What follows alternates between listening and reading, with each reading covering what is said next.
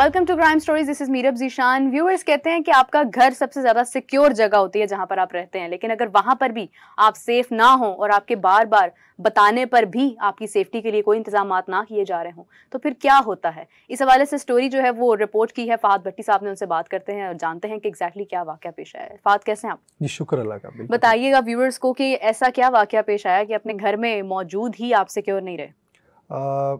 देखें, इस तरह के मुख्तलिफ वाक़यात हम लोग रिपोर्ट करते हैं, उन पे लिखते हैं, उन पे स्टोरीज़ बनाते हैं कि ख़वातीन को जिनसी ज़्यादती का निशाना बना दिया गया, उनके साथ हरासमेंट के केस रिपोर्ट होते हैं और मोस्टली 70% से ज़्यादा केसेस ऐसे झूठे साबित होते हैं। जब तफ्तीश होती है तो वो केस खारिज कर दिए जाते हैं।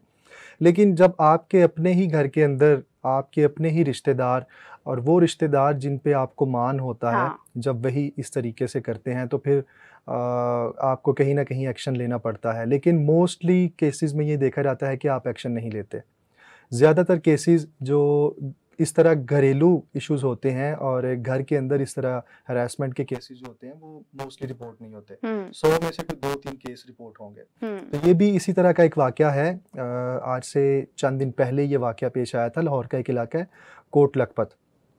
कोट लखपत के इलाके में पुलिस ने एक 60 साला शख्स हनीफ को गिरफ़्तार किया और उसकी गिरफ़्तारी की वजह यह थी कि हनीफ साहब की बहू ने ही उनके अगेंस्ट एप्लीकेशन दी थी कि ये मुझे हरास करते हैं, हिरासा करते हैं और पिछले 9 साल से वो इस चीज़ से गुज़र रही थी। खातून ने अपनी एप्लीकेशन में ये लिखा है कि उनकी शादी को 10 साल हो चुके हैं और दूसरे ही साल उनके ससुर हनीफ ने ये इनको हिरासा करना शुरू कर दिया था।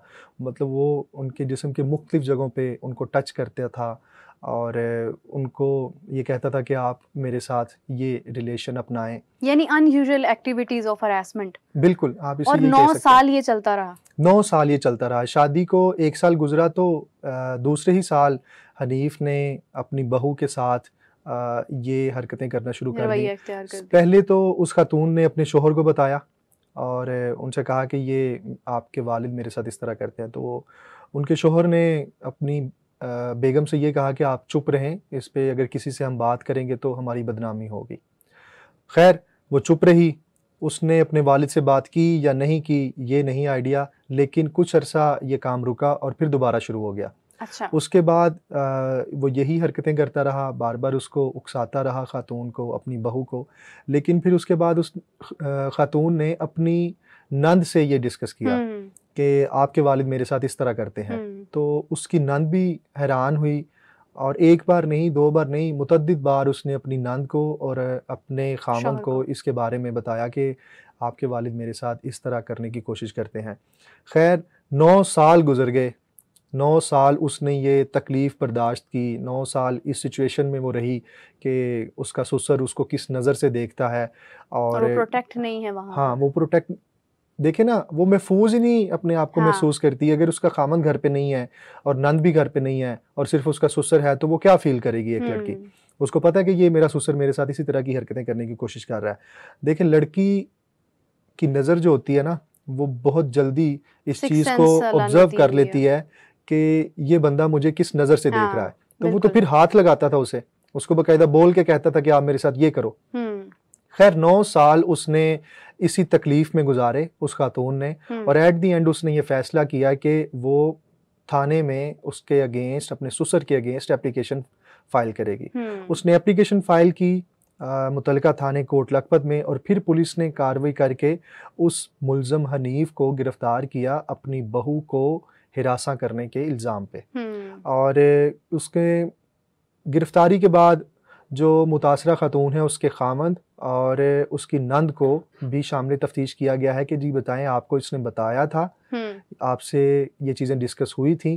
तो ज़ाहिर बात है कि उन्होंने बताया कि हाँ हमारे से डिस्कस हुई हैं, लेकिन सिर्फ इस वजह से वो लोग किसी के साथ ये चीज़ डिस्कस नहीं कर पाए कि मुआशरा क्या सोचेगा, ज़माना क्या सोचेगा हमारे बारे में। अब देखें, घर के अंदर अगर इस तरह की कोई हरकत हो रही है तो जाहिर सी बात है कि लोग इस वजह से चुप कर जाते हैं कि लोग क्या देखेंगे, लोग क्या कहेंगे, मुआशरा क्या कहेगा।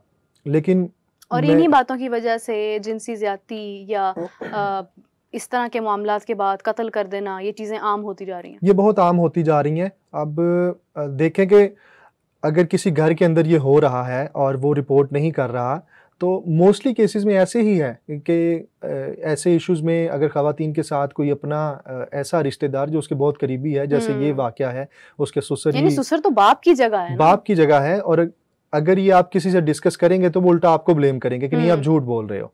लेकिन जो मिडिल क्लास या लोअर मिडिल क्लास फैमिलीज होती हैं, उनमें इस तरह के केसेस बहुत ज़्यादा होते हैं। नो डाउट के अपर क्लास जो होती है उसमें भी ये चीज़ें बहुत ज़्यादा हैं, लेकिन वो यही है कि वो दबा जाते होंगे, दबा जाते हैं। और अपर क्लास हो, लोअर मिडिल क्लास हो या मिडिल क्लास हो, हैं तो इंसान, हैं तो इंसान। अगर इस तरह के केसेस रिपोर्ट हो रहे हैं, इस तरह के केसेस अगर हो रहे हैं तो वो रिपोर्ट नहीं होते। पुलिस इन्वेस्टिगेशन का ये कहना है, या पुलिस ऑपरेशन विंग जो है, जारी बात है जब केस रिपोर्ट होगा तो ऑपरेशन विंग के पास जाएगा, तो ऑपरेशन विंग ये कहता है कि 100 में से 2 केसेस भी रिपोर्ट नहीं होते। शाज़ो नाज़र है कि एक जो या होते 2 होंगे वो भी केस वापस ले लेते होंगे, वो भी केस वापस ले लेते हैं कि भाई हमारे ख़ानदान वाले क्या कहेंगे, आपने इस पे केस फाइल कर दिया अपने ससुर के ख़िलाफ़, ख़ानदान में बदनामी होगी हमारी। उल्टा उस मुल्ज़म को ब्लेम करने की बजाय उस खातून को अब कैसे ज़िंदगी गुजारनी पड़ेगी, ये चीज़ उसके लिए मुश्किल है। तो इस तरह के ये हर घर की कहानी है, हर 10 घर में से किसी एक घर में ऐसे होता है। पुलिस ये कहती है कि ये चीज़ें रिपोर्ट नहीं होती, लेकिन पुलिस ने इस बारे में बहुत ज़्यादा अवेयरनेस दी है, ख़ास तौर पे ख़वातीन को, कि अगर आपके साथ ऐसा कोई भी इशू होता है, ना सिर्फ ये हिरासा करने वाला अपनी फैमिली में, बल्कि अगर कोई डोमेस्टिक वायलेंस भी हो रहा है आपके साथ, तो आप एटलीस्ट थाने में रिपोर्ट करें। ये चीज़ें अब बहुत ज़्यादा आम होती जा रही हैं, और साथ ही पुलिस इन चीज़ों को, इनकी पब्लिसिटी कर रही है, बाकायदा अवेयरनेस दी जा रही है ख़वातीन को कि आपके साथ अगर इस तरह की कोई हैपनिंग होती है तो आप एटलीस्ट थाने में आएँ। लेकिन पुलिस को भी इसमें अपना रवैया ठीक करने की ज़रूरत है, क्योंकि आपने रिसेंट ही एक वीडियो देखी होगी जिसमें एक पुलिस एहलकार सिर्फ बुनियान पहन के बैठा हुआ है, कपड़े बदल रहे हैं, कपड़े बदल रहा है वो ख़वातीन के सामने, उसको बाद में सस्पेंड कर दिया गया। तो अगर इस तरह की चीज़ें या इस तरह की वीडियोस वायरल होंगी और ख़वातीन देखेंगी तो ख़वातीन कैसे जाएंगी थाने में, क्या असर पड़ेगा, क्या असर पड़ेगा। तो कहीं ना कहीं पुलिस को अपना रवैया, अपना चाल चलन भी ठीक करने की ज़रूरत है, कि क्योंकि अब देखेंगे ये कोई नॉर्मल बात नहीं है कि ख़वातीन के सामने कपड़े बदल रहा है। और एक उसमें एक खातून ने अपना मुंह बाकायदा दूसरी तरफ किया है, क्या दूसरी तरफ किया, वो क्या करे, मतलब आपको क्या लग रहा है कि सामने बैठी हुई खातून, आप यहाँ के डॉन हैं तो आप कुछ भी कर सकते हैं, कुछ भी कर सकते हैं। तो देखें, पुलिस का रवैया अगर तब्दील होगा तो फिर ख़वातीन अपने आप को महफूज महसूस करेंगी पुलिस के पास जाकर। अगर इस तरह की वीडियोस वायरल होंगी या पुलिस वाले ख़वातीन को देखकर इस तरह की हरकतें करेंगे, तो फिर ख़वातीन तो उनके पास नहीं जाएंगी। तो लाहौर पुलिस खास तौर पे इन चीज़ों पे काम कर रही है, नो डाउट, लेकिन कहीं ना कहीं जो फील्ड में काम करते हैं, जो फील्ड में ऑपरेशंस के लोग होते हैं, उनको ख़वातीन के साथ अपना रवैया मज़ीद बेहतर करने की ज़रूरत है, ताकि ख़वातीन के साथ अगर इस तरह के वाक़यात होते हैं, हिरासगी के, ज़्यादती के या डोमेस्टिक वायलेंस के, तो वो बिला झिझक थाने में जा सकें। बिल्कुल सही, बहुत शुक्रिया फ़ाहद, बहुत इंपॉर्टेंट पॉइंट आपने, स्पेशली जो सेकंड पॉइंट आपने रेज़ किया दैट वाज वेरी इंपॉर्टेंट, क्योंकि आप थाने बना सकते हैं, खूबसूरत बना सकते हैं, उनके ऊपर आप बड़ी बड़ी इमारत बना सकते हैं, लेकिन आप उसके अंदर जो बैठे लोग हैं उनको भी पूछने की ज़रूरत है। और मैं बहुत अप्रिशिएट करती हूँ इस इनिशिएटिव को कि उनको फौरी तौर पर सस्पेंड किया गया है, ये एक मैसेज है, और मैं नहीं चाहती हूँ कि ये सस्पेंशन सिर्फ कुछ ही देर के लिए हो। उनको मुकम्मल तौर पर ऐसे लोगों की हमें ज़रूरत नहीं है कि हम अपनी एक हरासमेंट का केस लेकर उनके पास जाएँ और हम वहाँ बैठे हुए हरासा हो रहे हों, तो ऐसी शिकायत दर्ज करने की भी फिर ज़रूरत पेश नहीं आती। और इसी के साथ मैं ये कहना चाहूँगी कि अफसोस, एक ऐसा रिश्ता कि माँ बाप से बढ़कर कोई नहीं होता, और वहाँ पर भी अगर आपको सिक्योरिटी नहीं है, आपको सेफ्टी नहीं है, तो फिर इंसान कहाँ पर जाकर किस तरह से रहे। तो अपना ख्याल रखें खुद से सबसे पहले। मैं खुश हूँ कि उन्होंने 9 साल इस चीज़ से फ़ाइट की, और उन्होंने उनको उनके ससुर का जो मकसद था उसमें पूरा उतरने नहीं दिया। तो इसकी हम उनको एप्रिसिएशन देते हैं, और उन्होंने जो भी फैसला लिया है अल्लाह ताला उनके लिए बेहतर करे।